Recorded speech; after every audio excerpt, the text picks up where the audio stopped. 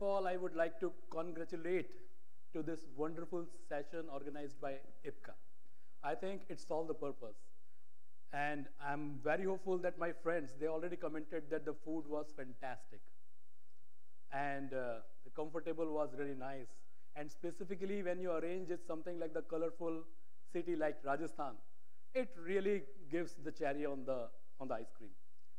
Are you really with me? Yeah, so please clap for this nice organization called IPCA. Thank you.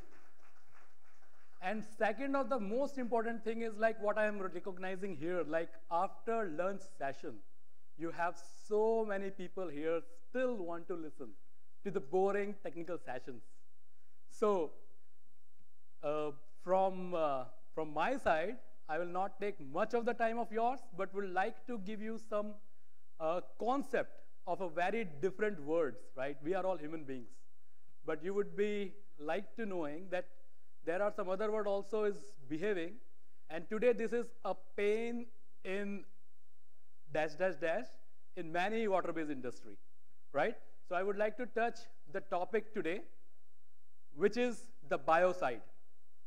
Okay, let's see what I have done to my slides before coming to this presentation in the morning.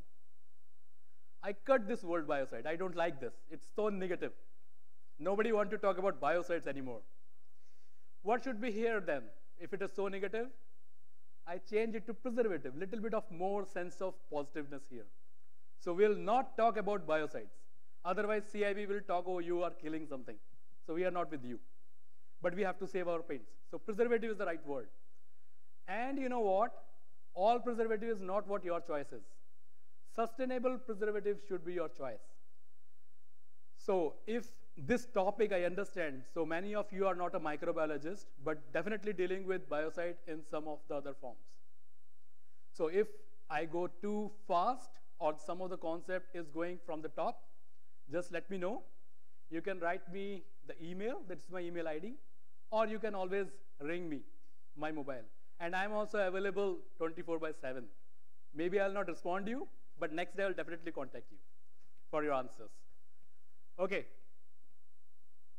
So this is what I have planned to discuss with you today. So I would like to be interactive. In between also you can ask me questions if you have. So what the microbiology of paints means. This is what we are going to touch today. We will talk a little bit about the microbes, what these are, why are those so important, why we are discussing those today. So we will touch these things, and believe me, once I tell you that why the microbiology is so important, you will start loving this subject too, like I am loving this for the last 17 years now. How to evaluate the threat in your paint raw material that you are using, or anything where you have water in it. So everybody is using some raw material. How to really evaluate the threat? How do we know that this particular thing is going to spoil in given course of time? So there are some traditional methods that everybody is using, and they think that they are doing the right job. But then there are some advanced and innovative technology also available today that nobody is using. But then if you use that, definitely it's going to help you. I will discuss a little bit of that. Then I will also discuss about what preservative actually means to me, means to the biocide manufacturers, right? Not from the people like who are using the preservative. What is sustainable for preservative? This is also important topic that I will touch. And then the rest of it, like how do you measure the preservative, whether it's working or not. And finally, some of the product from the Dow side, because they are paying for my tickets and stay. So I will definitely touch upon that and will bore you on that. Okay, so this is one of the slides that I like the most. When you say microbes, so how many of you are aware that your cell phones carry microbes on it? Can you raise your hands? How many are there? Just a guess. Per square inch of your cell phone carries some 25,000 different kind of organisms. That means you are already moving around with so many microbial cells with you that can actually create problem for you if you don't take extra precaution on them. So these are few of the things that for me, like I fall in love with this subject because of these few concepts. One of the most important thing is like we really ignore them most of the time because we can't see them. So we ignore them basically because we only believe on something which we can see, like seeing is believing. So we can't see them, so we just ignore them. They know how to live the life because they have been there in this earth for the last 3.85 billion years. So they know how to live the life. They are seeing or not, doesn't matter, but they are there. They adapt very fast, not like human beings. We don't want to adapt, we change the environment. But they change themselves. That's the real story of their success on this planet Earth. They're everywhere. You just name it. They are everywhere. Except fire. Yeah. And the most important thing is, when you want to grow them or when you want to know them, because to know them, you have to cultivate them. When you try to cultivate them, how many do you think that they really want to grow in your lab to show their presence, to show that yes, they are there? Any guess? Girish, my friend, what do you think? So you can't grow more than 0.1 to 1% of the bacteria when you work with them in the lab. So you think of a situation, you have a raw material coming in, you want to decide whether this is a right raw material or a wrong raw material for my paint. You do certain test, and you think that, oh, I'm getting only 1 bacteria to 10 bacteria in the sample, and you think, oh, wow, fantastic. I can really use this raw material.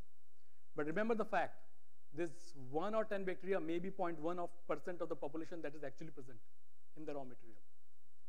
So we are still on the learning stage of how we can grow them. This particular Sudarshan Chakra-like structure is basically trying to show you these red ones are those which you can grow out of these many different phanes, right? So out of 85 different kind of the bacteria, you can grow only few of them. So that is actually explains that why you can grow only 0.1 to 1% of them. And then you decide whether my raw material is right from the microbiological side or not. So what actually it does with all these characters, like the control is not straightforward. You really need something different. Today's paint is a state of art. What does it mean? These are more susceptible for the microbial contamination because you want low VOC, you want more water in that, you want more greener, right? So that means like when you add more organic VOC content is getting low, water is getting high, that means like it's difficult for you to really preserve because bacteria like to grow in water, right? Second thing, you can't really add everything. Your life could have been very simple if you are allowed to use lead, for example, or mercury, for example. But then you can't use it them more, really. Why? Because the global registration status, even India, is going global now. So CIB is putting a lot of pressure in all different states. Compatibility, yes, you can't add everything because compatibility is always an issue. So you decide something and then down the line you see that my product is separated or it is having some other problems. So prevention of microbial contamination is critical objective that one has to achieve. This is what happens. So many paint companies have already seen this happening to their paint at one point of time. If there are microbes, what you have? Coagulation, settling, to just list a few. pH drift, bulging, gas, foul smell. So these are the problems that we normally see. This is a very unique slide. I just explained you what is happening here. So these are the methods that are normally being used. You have some slides put into your products and then you incubate them, you see some bacteria, you see that bacteria are actually growing or not growing, you have the clean product or not. Do the same thing with little bit of dilution in the media. Just little bit of dilution. That means like you have a media which like a microbiologist will know. You have certain media like nutrient agar is there, TSA is there, so normally this is being used. You dilute the media by 100 folds. And you know what? The same raw material will give you 100 to 1000 fold more bacteria. What does this mean? You decide your biocide doses on the basis of the number that you're getting with the traditional methods. But if you go a little bit of innovative, you find that probably the dose is not enough, right? So this is a very important learning, and this is published already in PCI magazine last year. So this is an important paper. I would like you all to go through this. It's in PCI Mag. April edition, or maybe if somebody really wanted, then I can send it to them across. Little bit of innovation can give you the right results. Going next. So this is all conventional, what I just talked about. But there are real methods which you can always utilize to get the faster results and accurate results. You can always apply something called ATP, or the DNA-based methodology, or identification of the right organisms which is creating the problem to you. It's not like we are going to kill everything. We are going to kill only those or control those which is creating problem for us. So you can always identify them. And then like how much is the population for different kind of organisms which you feel that this is creating problem for you. So how many are there, whether we should really take care of them or not. So those answers you can get with this fantasy techniques. Biocides. So this is a combination of different science. It's not a one science. So you need to know what is chemistry, you need to know the microbiology, how does it work. You have to be a little bit more analytical to find whether the product is stable or not. And then you need to know the regulatory, because regulatory is the main pressure which is coming to the industry these days. When you do classification, there are different ways of classifying them. But the most important thing is like preservative or paint that fall under the preservative biocide category. So like you have preservative, biocide, bactericides and all those things. Depending on the nature, like you can classify them preservative or process biocide. Like if you want to clean a particular industry from hygiene point of view. So there you are mainly talking about the numbers, not the type of organisms. So microbial control, what does it mean to us? The microbial control is to keep your clean product cleaner till the time you want your product to be on the shelf. This is what the microbial control means exactly, with all different ways of speaking the same thing. Now what is sustainable preservative? Simple, it's very simple. It does its job very effectively. When I say effectively, at the lowest dose possible.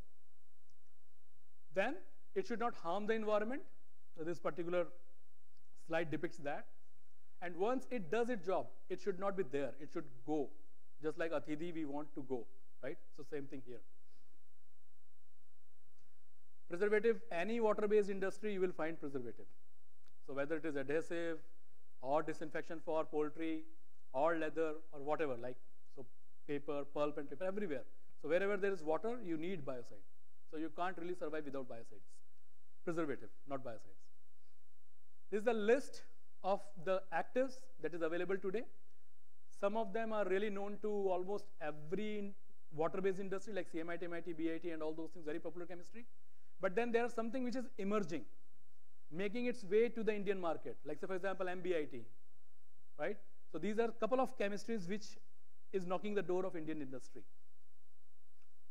I will discuss a little bit of MBIT in the later of my presentation. So what are the methods of determination of biocides? Conventional way, like you have ASTM methods where you challenge your products for some time and then you see that whether your product is fouling or not. This is the very traditional way. And then for the dry film, you have chamber studies or you have exposure studies. So this is how you do. But the problem is like both of or all of these methods take a lot of time and a lot of patience. So you can go a little bit of more fancy on that also to save your time. So what do you do? In Dow, we have the facility to do all those critical things which take sometimes 2 years to 3 years to determine the biocide in few days. For example, this molecular biology concept called qPCR that tells us that given a particular contamination level of this sample, how much time my biocide is going to protect my paint film, for example. A very new technology, but then it is working very nice. These are all academic knowledge that we are trying to copy into our regular industry scale. And these are giving results. Why to kill everything when you have a capability to identify that these are the bacteria which you want to kill? For example, out of 100 bacteria, maybe it's 2 or 3 bacteria which is creating problem to you. So why to waste your biocide? Identify them and just use that biocide which is against that particular bacteria which is creating the problem to you. Possible. And then you combine all these methods with the analytical and your power becomes multifold. right? So it's always advisable to, what happened? They don't like biocides, probably. So preservative, I should always use preservative. So yeah, so when you combine this analytical technique, then you can really find some pretty good answers to your question. Otherwise, grooming into the dark, this happens. Okay, so how to measure the performance of preservative in particular sample? I call it, it's like a race. So you have two categories of race. One is the sprint race, the smaller one, 100 meters, and the other one is miles, marathon.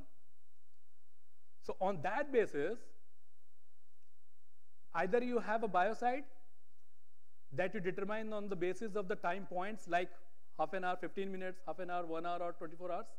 So how fast your biocide is working, that you can determine. Or depending on like how many months the challenges is proceeding, and then whether it is giving you the shelf life for 2 years or not. That is marathon race. So we have two different categories of biocides. One is for sprint race and one is for marathon. So this is Usain Bolt, the champion, Olympic winner, 9.63 seconds. This is the rapid kill biocides, something like DBNPA chemistry. And that one, Stephen, he wins the marathon. So that kind of biocide will ensure that your product is going to stay on the shelf for more than 2 years. Depends if you choose the right product. So from my side, a combination of these both, like the rapid and the long term, give you the perfect preservation, robust preservation. So it should be a combination rather than just using one or depending on one. For example, the popular chemistry, CMIT, MIT, it's a sprint race or a marathon? Anyone can try? It's longer. Very good. Clap for this guy. Perfect. Thank you. Perfect. That makes sense. Some of the products from the Dow side, what we have developed with all this knowledge. So the trend in the paints and coatings going toward VOC free or lesser VOC, carcinogen, mutagen, reproductive toxin free, or you have to make your paint more regulatory compliant. So what do we offer for this? So we have some product like Bioban 55NS, the new entrant in India. Some people started using it. They already started seeing the benefits. And some will be using it in future because anyway, regulatory will make them to use it. DCYT based product and some diuron reduction options. So that is what we offer today in the market. What it does, this is the most complete in-can preservative. We call it universal preservative. Why? Because sometimes when you decide that you want to act against bacteria, that doesn't work against fungi, or vice versa. This is the chemistry that acts against both in a similar fashion.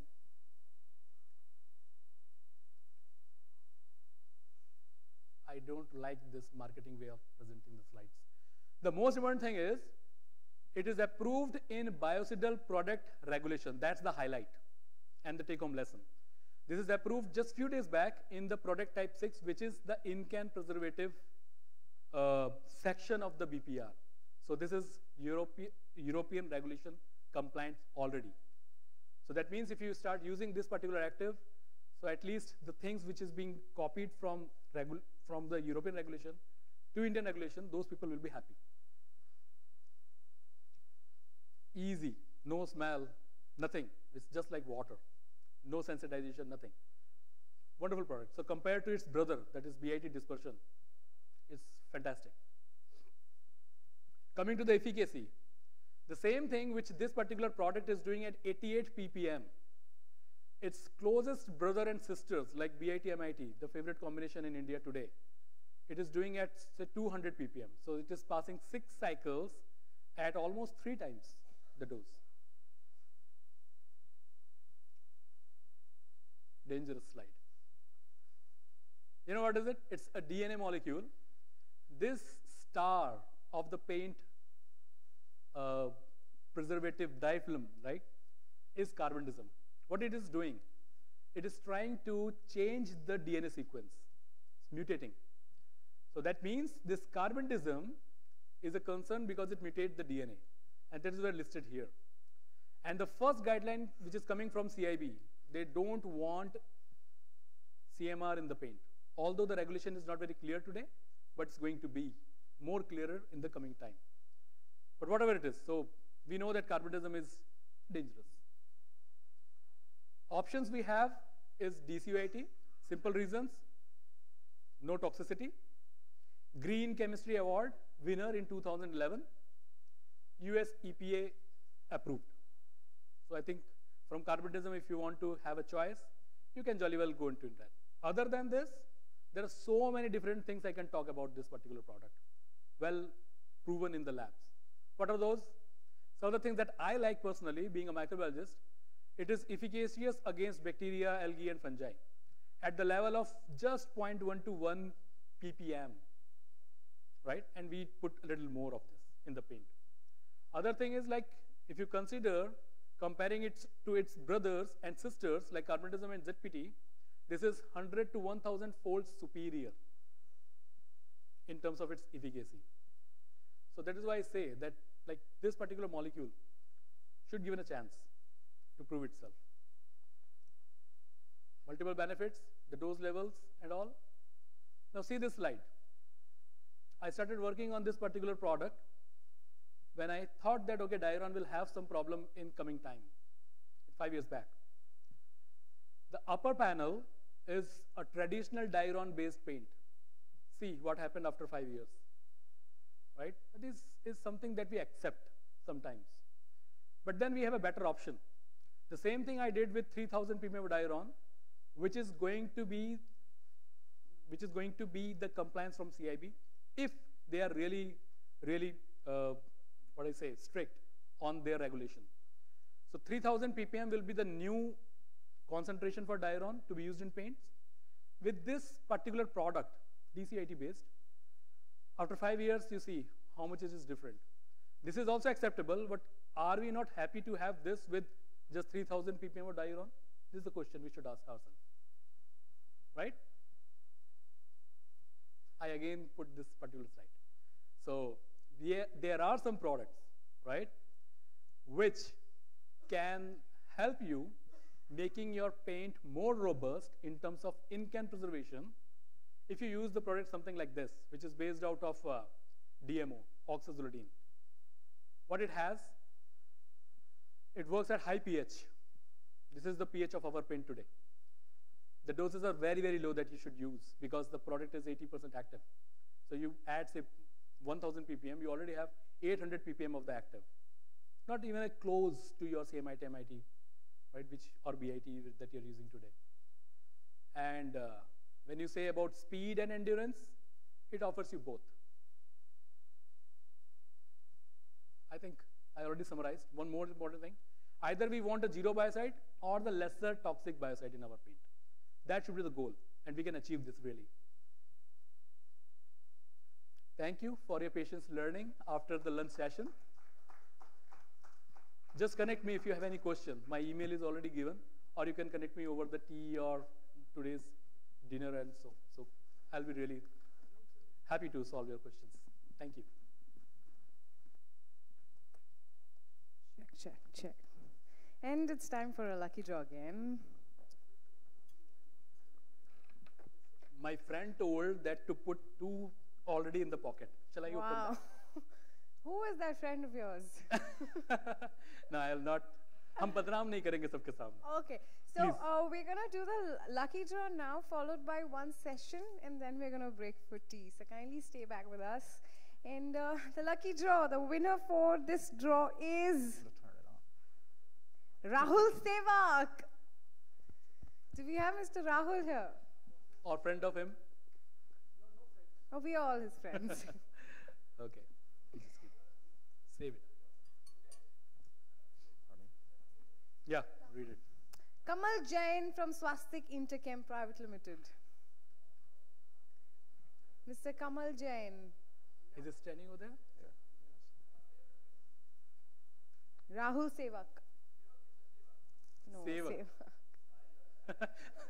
From Ishan Olio. One more?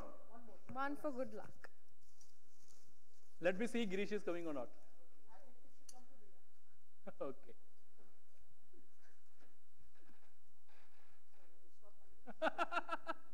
Okay, you can read it. Okay. Sujit Pawar, Anuvi Chemicals Limited. All Oh, right. wow. Let's We got welcome someone. Mr. Sujit Pawar. Truly lucky. After two names who were not here, you won this one. So congratulations. Come on, everyone. You can do better, I'm sure. So please. Thank you. Congrats. And may I request Mr. like Deep it? Batra to Just join for us you. on stage and present a memento course, to of course. Mr. Suyash Singhal. Especially the last one. To Mr. Amit Bhattacharya. Sorry.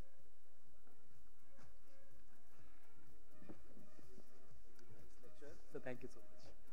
My pleasure.